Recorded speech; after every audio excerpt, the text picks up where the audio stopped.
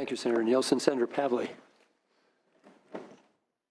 One question either the chair or the LAO representative. I know we're looking at 2016 and 17 cap and trade expenditures. Will this committee or through a bill prior to the implementation of the next fiscal year's budget be re-examining and moving forward a cap and trade and expenditure plan for this current year? It's certainly one of the questions of the day. As was mentioned earlier, we did not finish our work in the last calendar year.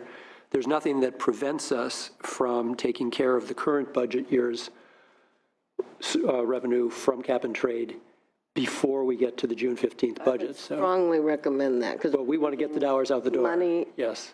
on the table that could already be benefiting a variety of programs. As in any expenditure plan, there's some programs people like more than others, but I know it's negotiated priorities between a whole bunch of entities.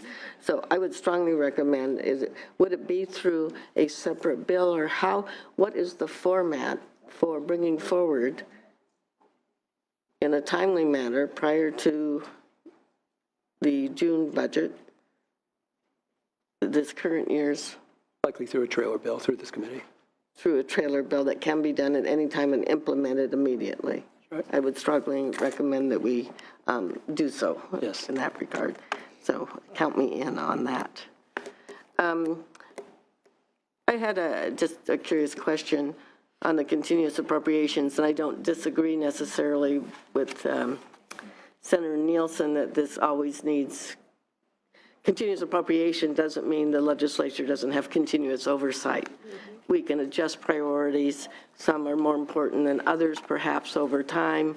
Who knows what happens to some of this category? So it's always in the legislative purview to not just sign off and only pay attention to the 40%, but continue to focus on the 60%, making sure we're getting the most bang for our buck, and that means reducing greenhouse gas emissions, et cetera. But since it is continuously appropriated, would that potentially qualify for a revolving loan kind of program where we would be able to use a dedicated revenue stream in order to probably leverage or expand the commitment of these programs?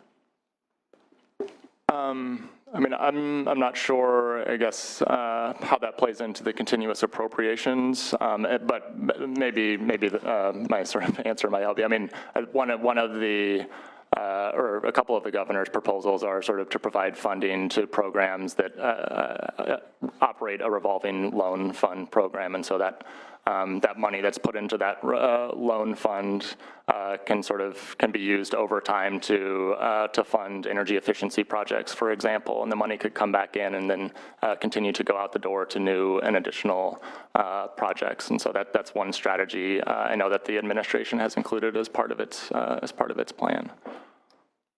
Okay. Looking at all opportunities for leveraging monies is the concept here.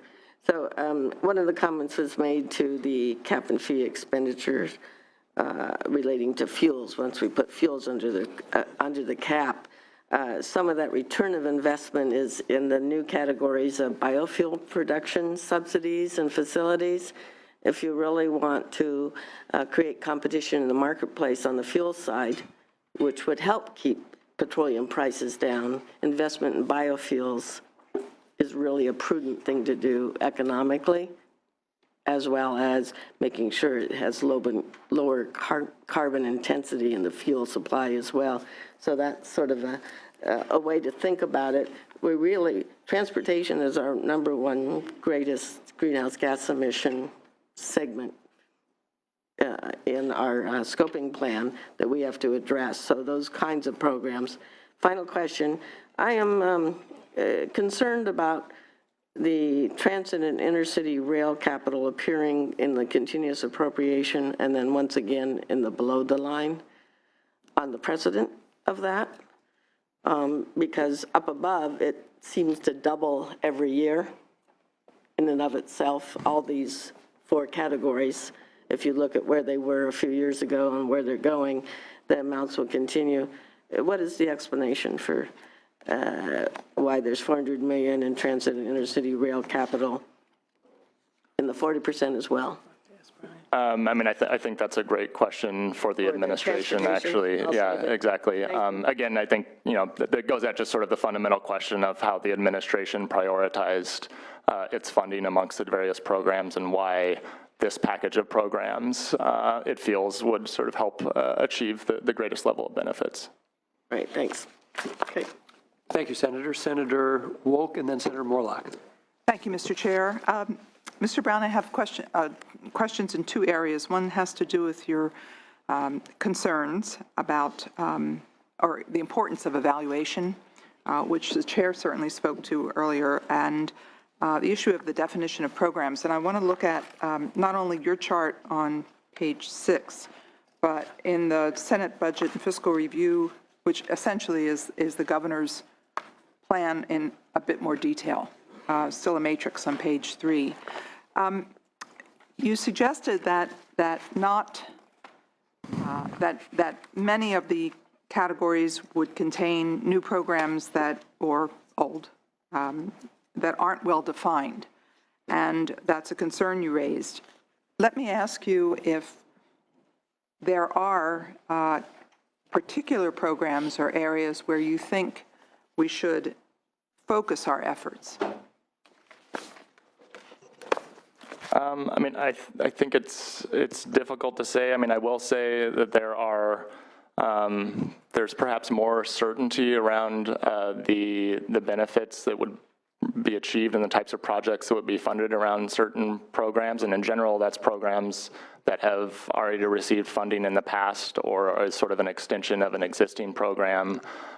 For example, the proposal to provide money to DGS for energy efficiency activities. I mean, that's a program, and they conduct energy efficiency activities in state buildings regularly. And so I think, you can be relatively confident in sort of what types of projects are going to be funded and some energy efficiency savings associated with that type of program. Also, I think, other programs that have been funded so far with cap and trade funding are, Cal Recycle's program, and they provide a relatively detailed set of sort of estimates of what they expect to achieve with the projects that have been funded so far. So those are a few examples that sort of immediately come to mind where at least the information that was provided to us gives us a little bit more certainty about sort of the types of projects that would be funded and some of the benefits that the legislature could expect. How about this area that you describe as the local climate program? I think that's one area where, largely just due to the nature of the program, it's, in our view, very uncertain what benefits would be provided and what level of benefits would be provided. And that, again, that's sort of the structure of the program, which is to invite local communities and local governments to submit a proposal about what types of projects would help benefit that particular community in the best way, and those projects could involve a variety of different activities. And just given sort of that structure of the program, it's difficult to know what those projects would look like exactly and what types and level of benefits would be provided through those projects. So let me ask the chair, in areas that need to be further defined, do you see that happening concurrent with the budget in a policy bill, trailer bill? What's your sense? I think that's a good question for the Department of Finance and for each of the administration's agencies. And I'll raise it. Thanks. I know we will be. The second area is the issue of reporting the metrics that we have, the importance to figuring out if the program is successful or not. Are there examples of any of the existing programs that you've looked at that do this well? I think, again, I'll point again to the annual March report, which is forthcoming in the next couple of weeks. I think that will hopefully give us a much better sense of what type of information and what's the quality of information that we're getting on these various programs, because really the last sort of formal report to the legislature on what has been achieved with the program so far was last March, and as I mentioned before, a lot of the programs were just getting up and running, and so I think to a large degree it's sort of a to be determined, and hopefully within the next couple of weeks we'll have a better sense of which programs provide some of those more high quality estimates of what the benefits are, and which ones might there be some might they be lacking in sort of the quality of information provided. Do you see some of this information best obtained from outside evaluators or inside evaluators? Or does it not matter?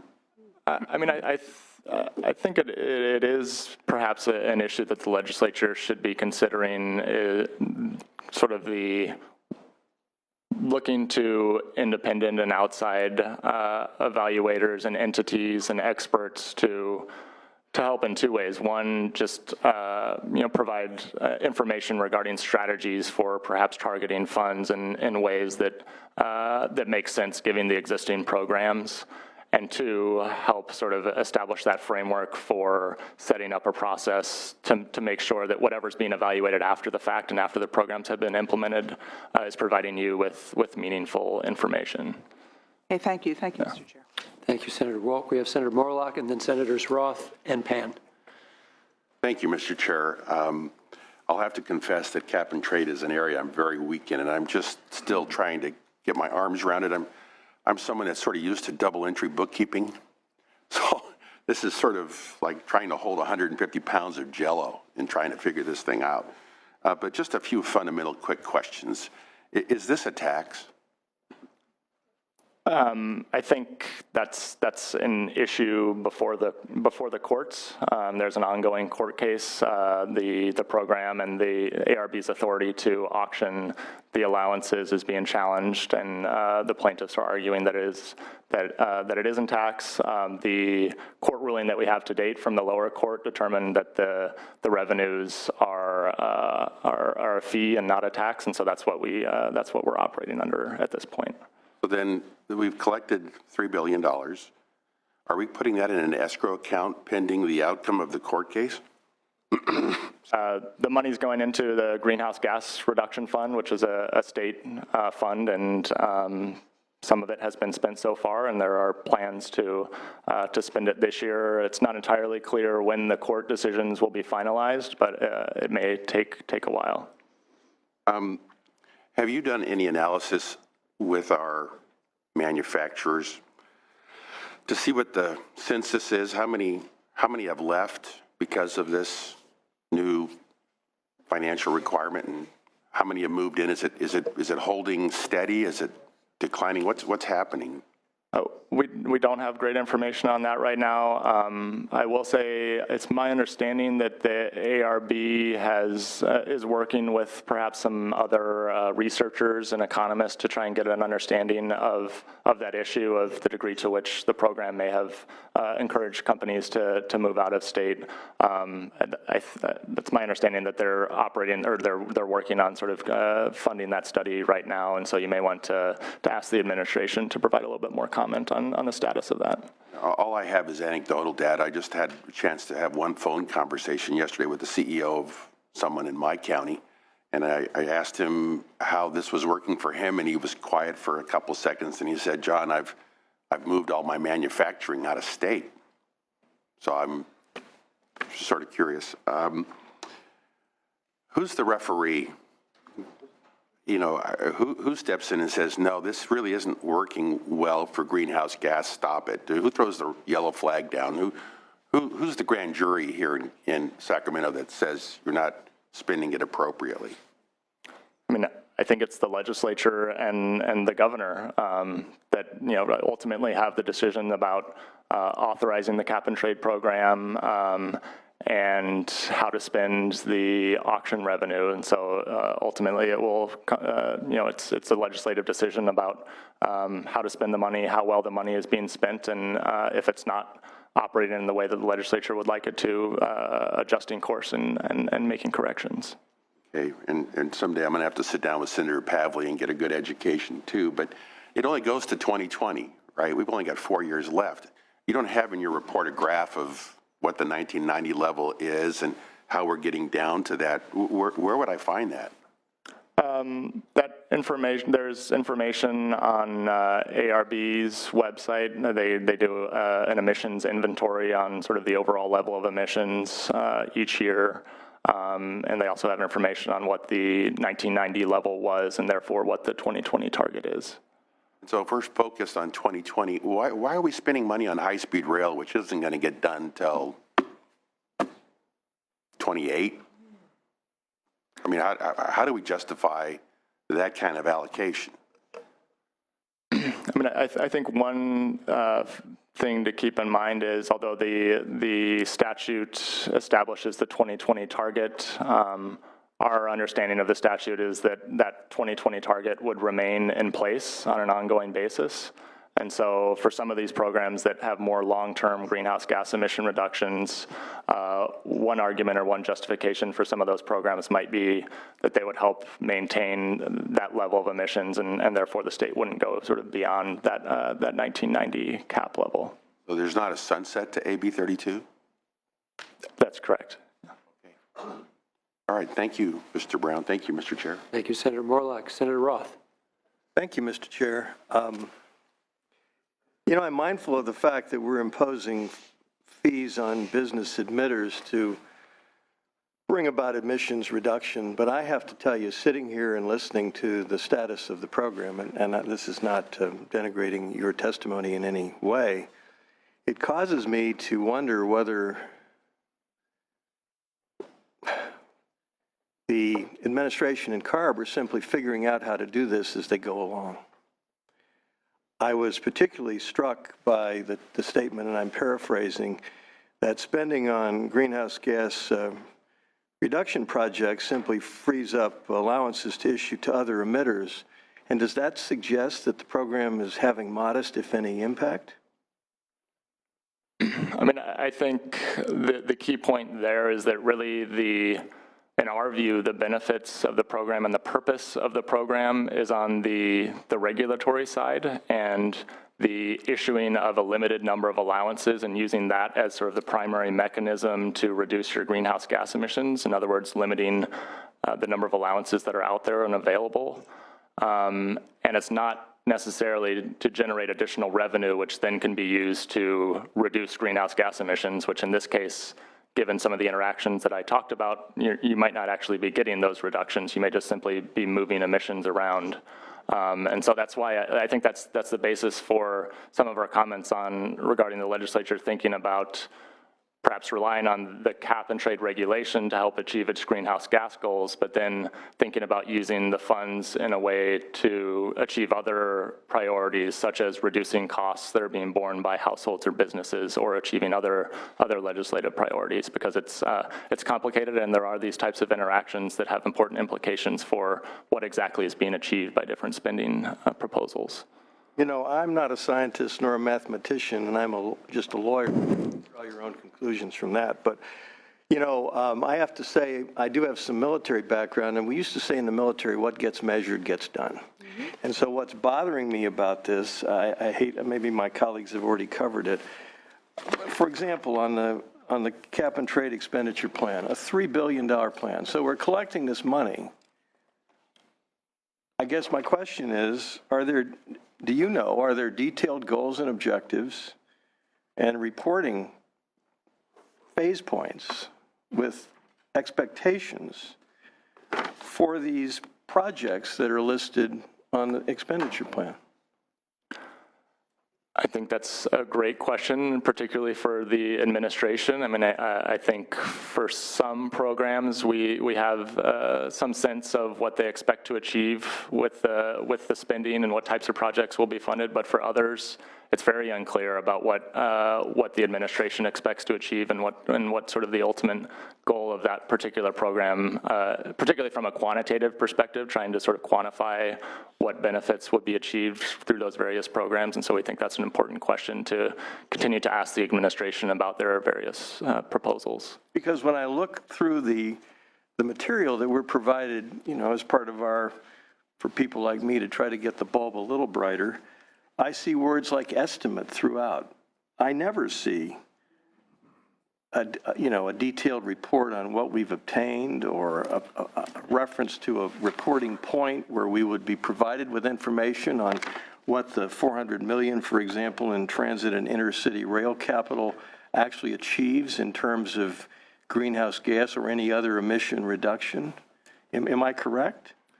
Yeah, and I think, and I don't want to sound like a broken record, but again, I think at least sort of within the current structure, the main sort of oversight mechanism is this March report from the administration that is intended to provide the legislature with information about what the benefits of these particular programs have been so far.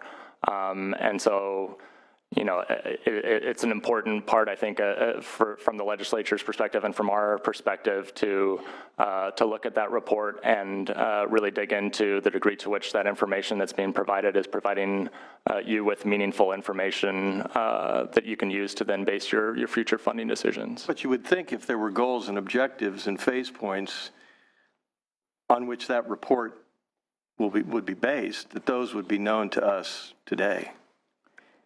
You don't determine those as you're writing the report unless you're writing the report to justify a particular conclusion. Yes, establishing goals up front before the program is implemented, in our view, is an important part of the oversight process. Yeah. So just sort of an overarching question and issue, I mean, I'm accustomed to understanding the rules of the game. And in this particular case, how do we determine whether we're winning or we're losing? Do we wait until 2030 or 2050? And is there some temperature stick I can hold up in the air and read and understand that I've met my target, all the while where we're spending $3 billion or $1 billion or $2 billion a year? I think it's that your point goes to just a very important point, and one that I think we tried to make in our analysis, which is just more effort needs to be taken to try and direct the administration to provide information on what they expect to achieve from these different proposals, and ensuring that the process that's in place for continuous monitoring of those proposals is robust and is providing meaningful information, is based on sound science and sound analysis. And hopefully by sort of focusing efforts there, the legislature will have a better sense as the program moves forward. Well, I have to tell you, I've spent a little time in the private sector because I'm pretty old.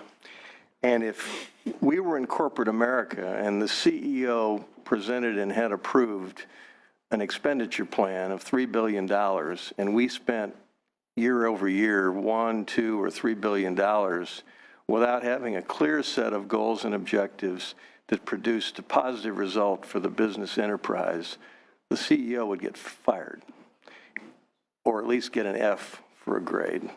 So I'd suggest to whoever's listening that we put a little bit more time and attention to this when you're asking us as a legislature to approve $3 billion in a state that is frequently budget challenged. Thank you, Mr. Chair. Thank you, Senator Roth. Senator Pan. Thank you. Actually, Senator Roth, I guess I am a scientist by background and have a master's in program evaluation. I have to concur with the remarks of both Senator Roth and Senator Wolk regarding evaluation. I mean, when you do evaluation, you set things up in advance. You don't do an evaluation at the end. In fact, the fact that we're wondering what's going to show up in the March report is a little concerning. We may not know what the numbers will show up because the report hasn't come out, but we should know what the structure of the report will be, including what the goals are, what the measures are. And in fact, I would also state that, in fact, appreciate your opinion, that we do not need to wait for the administration to do that. We as a legislature can establish goals and establish measures. Is that not correct? Yeah, yes, absolutely. And yeah, I think that's an important role is as you mentioned, providing what your expectations are for these various programs. Or both individually and perhaps overall, correct? Absolutely. And then I guess the other question is that our statement of question is that I know that Senator Wilk mentioned maybe perhaps what's the capacity of the legislature to be able to engage the appropriate experts to be able to do that, and also to ensure that we have an independent evaluation of the overall cap and trade program, both in terms of results for the cap and trade, as well as, of course, for how we're, for the programs we're funding, and including answering the questions that the LAO's raised about, are we putting money into places which simply to get people to transfer it out, or are we actually getting an actual benefit? Because in the end, that's what we want. We want a reduction in greenhouse gases. And then also to get the technical assistance we need to establish meaningful measures in order to be sure that we're can go back to the public and say we've been successful in reducing those greenhouse gases. Yeah, I mean, in general, I think I agree with a lot of your comments, and that's why I think one of our main points and main recommendations to the legislature is to think about establishing a committee and establishing some type of infrastructure where experts in the field and independent experts can help provide that information that would really help the legislature evaluate the various programs and the degree to which they're accomplishing its goals and priorities. And actually, to what degree is that capacity currently reside in the LAO, and what degree do we have to go beyond that? I mean, I think we, of course, will be available to help in whatever way we can.